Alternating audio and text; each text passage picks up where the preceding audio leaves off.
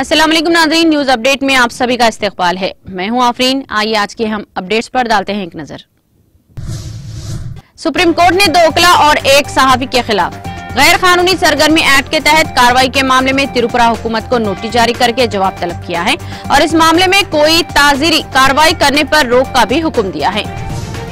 जम्मू कश्मीर के lieutenant governor Manoj Sinha ने Haiderpura encounter के मजिस्ट्रियल इंक्वायरी करने के अहकाम सादर किए हैं।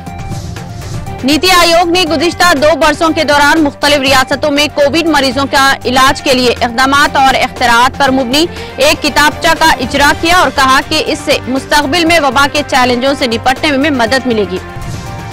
वज़ीर आज़म नरेंद्र मोदी ने दुनिया में हो रहे डिजिटल इनकलाब में जमहूरी इक़्तिदार की नागुज़रियत पर जोर देते हुए कहा है कि हिंदुस्तान में डिजिटलाइजेशन के जरिए गवर्नेंस, शमूलियत, बाइख्तियार बनाने, राब्ते और फवायद की मुंतकिली और फलाही इक़दामात में जबरदस्त तब्दीलियां आ रही हैं।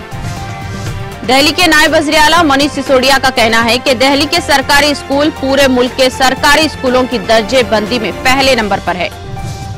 सदर जमहूरिया रामनाथ कोविंद ने पार्लियामेंट का सरमा इजलास 29 नवंबर से 23 दिसंबर तक मुनाक़द किए जाने की सिफारिश को मंजूरी दे दी है।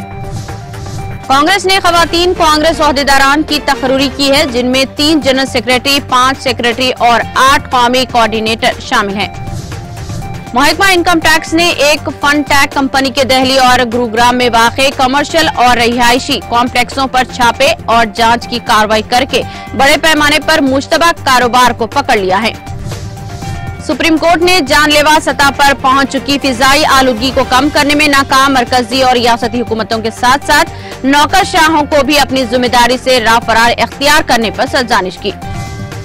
वज़ीर खजाना निर्मला सीतारामन ने कहा कि पब्लिक सेक्टर के बैंकों की कोशिशों का नतीजा सामने आने लगा है और इन बैंकों का रवा माली बरस की पहली माही का फायदा इनके गुज़िश्ता पूरे माली साल के फायदे के तकरीबन बराबर है। न्यूज अपडेट में फिलहाल इतना ही। दीगर अपडेट्स के लिए जुड़े रहिए TTV के साथ।